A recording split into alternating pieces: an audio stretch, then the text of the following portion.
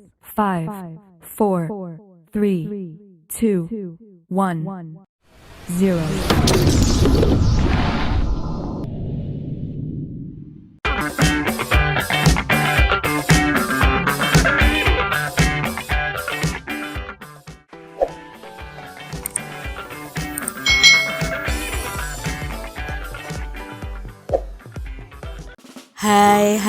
Hai. Selamat datang di channel YouTube Kak Citra. Apa kabar adik-adik semuanya? Kak Citra berharap kalian dalam keadaan yang baik, sehat, dan siap untuk belajar ya. Hari ini kita akan belajar bersama-sama untuk mata pelajaran tematik kelas 2. Kita belajar di tema 4, hidup bersih dan sehat. Subtema 3, hidup bersih dan sehat di tempat bermain. Pembelajaran yang ketiga. Mari adik-adik kita belajar dengan penuh semangat ya. Dayu dan teman-teman membuat kerajinan. Mereka membuat karya membentuk dari tanah liat. Banyak benda yang dapat dibuat dari tanah liat. Apa saja kerajinan yang dapat dibuat dari tanah liat? Apa saja bahan dan alat yang dibutuhkan dalam membuat kerajinan dari tanah liat? Nah, adik-adik, di sini ada gambar kerajinan yang dibuat dari tanah liat ya. Ada teko, gelas, tempat pensil, vas bunga, ada juga patung ya atau boneka dari tanah liat. Di sini cara membuat kerajinan dari tanah liat adalah siapkan tanah liat dan air secukupnya.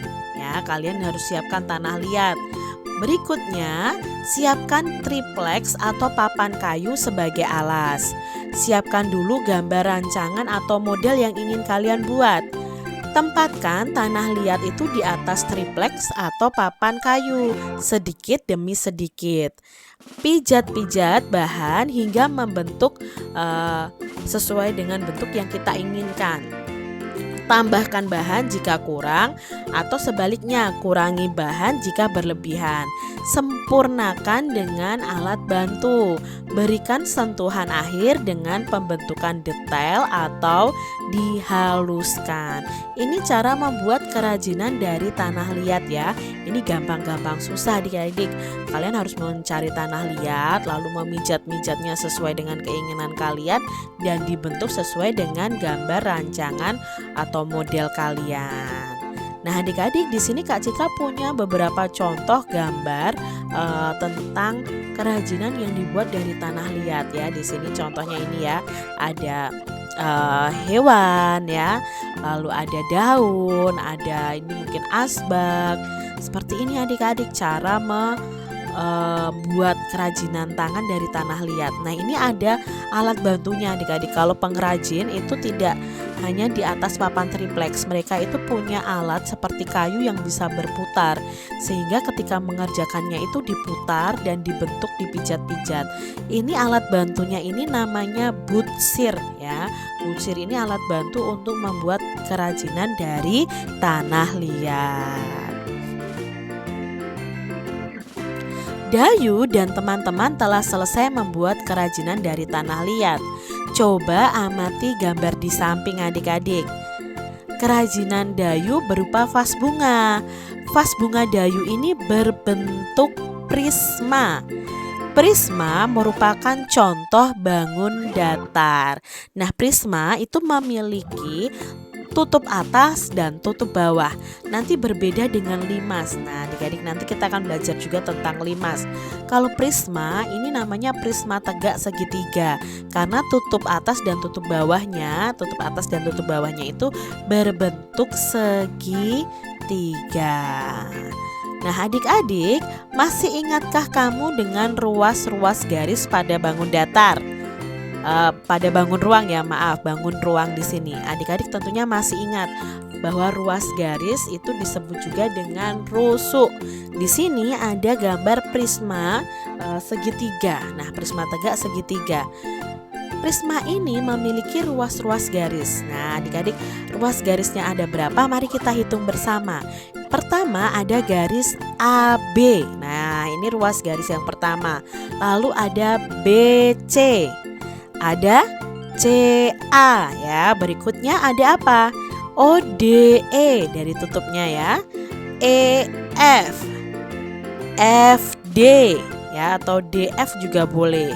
Lalu ada yang naik ke atas, AD, BE, dan terakhir ada CF. Berarti prisma segitiga ini memiliki 9 ruas garis.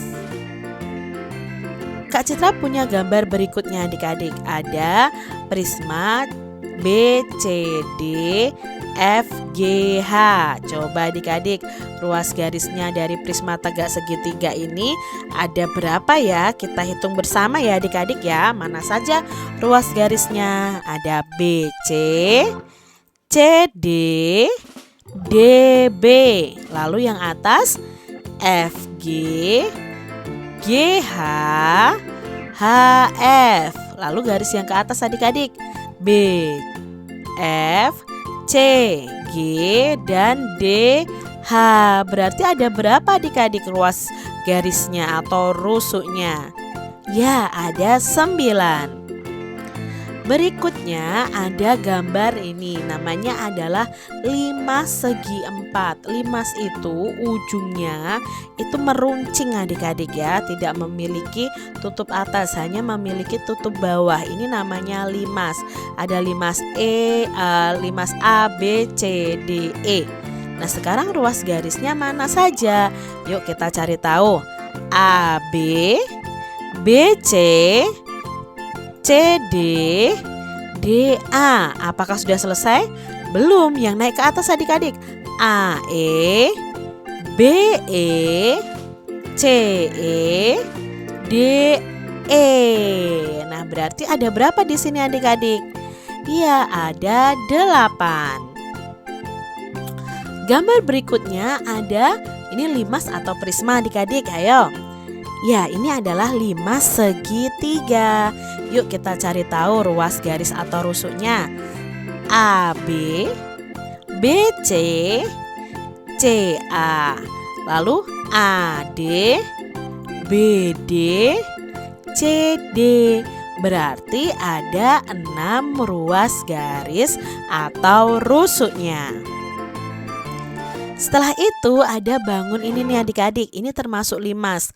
Namanya adalah limas segi 5 karena dasarnya berbentuk segi 5. Yuk kita cari tahu jumlah dari rusuknya atau ruas garisnya ya.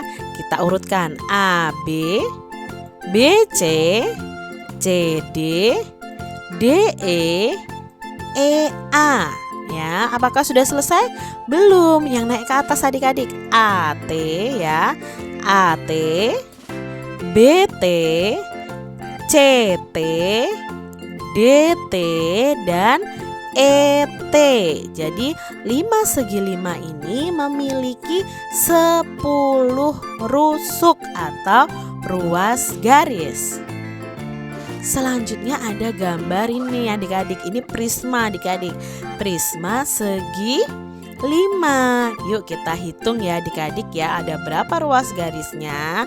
Kita mulai dari KL, LM, MN, NO, OK. Apakah sudah selesai?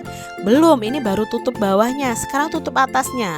PH, HR, RS, ST, TP. Nah, apakah sudah selesai? Belum, sekarang yang garis tegaknya. KP, LH, MR, NS, OT. Berarti prisma tegak segi 5 itu memiliki 15 rusuk atau 15 ruas garis. Adik-adik, membuat kerajinan dari tanah liat dapat membuat lingkungan menjadi kotor.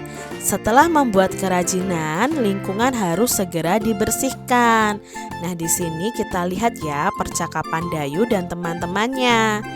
Teman-teman, tempat kita menjadi becek, kumus dan banyak bercak-bercak tanah. Tempat ini harus kita bersihkan kembali, kata Dayu. Betul, Dayu? Nah, tempat ini juga berantakan. Kita juga harus merapikannya kembali. Adik-adik, setelah kalian bermain, kalian harus merapikan ya, merapikan tempat kalian bermain. Apa isi pembicaraan Dayu dan teman-temannya? Isinya adalah tentang membersihkan tempat bermain yang kotor. Pertanyaan berikutnya, tempat Dayu dan teman-teman membuat kerajinan itu menjadi kotor. Apa yang akan mereka lakukan? Ya, mereka akan bersama-sama membersihkannya. Apa yang akan kamu lakukan jika kamu itu menjadi salah satu teman Dayu di tempat membuat kerajinan itu? Tentunya kalian akan ikut membantu membersihkannya. Apakah kamu setuju dengan sikap Dayu dan teman-teman? Ya, tentunya setuju adik-adik, karena itu sikap yang baik, menjaga kebersihan. Adik-adik, apa yang akan terjadi jika tempat membuat kerajinan yang kotor dibiarkan saja? Nah, yang akan terjadi adalah ya tempatnya akan kotor, becek, berantakan, dan bisa menjadi sarang penyakit. Di sini ada 3 kosakata yang akan kita pelajari makna atau artinya. Tadi ada kata becek. Becek itu artinya tempat yang berair. Lalu ada kata bercak. Bercak itu noda atau kotoran berupa bintik-bintik kecil. Sedangkan kata kotor itu artinya kotor dan tercemar. Jadi adik-adik tambah 3 kosakata lagi nih dengan artinya. Tempat yang kumuh dan becek harus dibersihkan. Tempat yang kumuh dan becek itu harus segera dibersihkan loh adik-adik. Tempat kumuh membuat lingkungan menjadi bau. Bau tidak enak akan membuat tempat tidak nyaman. Udara di sekitar menjadi tercemar. Pencemaran lingkungan bisa menimbulkan penyakit. Tempat yang becek juga dapat membahayakan diri. Tempat yang becek itu mengandung air. Jika tidak berhati-hati saat berjalan, dapat terpeleset dan jatuh. Kepala bisa terbentur ke lantai. Oleh sebab itu, kita harus menjaga keselamatan diri. Caranya dengan menjaga kebersihan lingkungan agar tidak kumuh dan becek. Mari adik-adik kita jaga lingkungan kita ya, apalagi tempat bermain adik-adik semuanya. Amati gambar berikut dan hubungkan dengan lingkungan di sekitarmu. Apa saja informasi yang kamu peroleh dari gambar?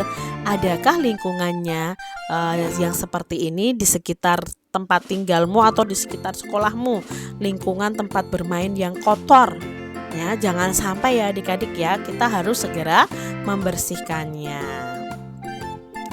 Buatlah hasil pengamatan terhadap gambar dalam bentuk laporan sederhana. Nah, di sini ada laporan tentang lingkungan yang becek dan kumuh. Kak Citra hanya mengembangkan sedikit saja laporannya, kalian bisa tambahkan. Lingkungan yang becek dan kumuh sangat tidak sedap dipandang mata. Ciri-ciri lingkungan yang becek dan kumuh adalah banyak genangan air, banyak sampah dan berantakan. Lingkungan yang becek dan kumuh harus segera dibersihkan supaya tidak menjadi sarang kuman dan penyakit.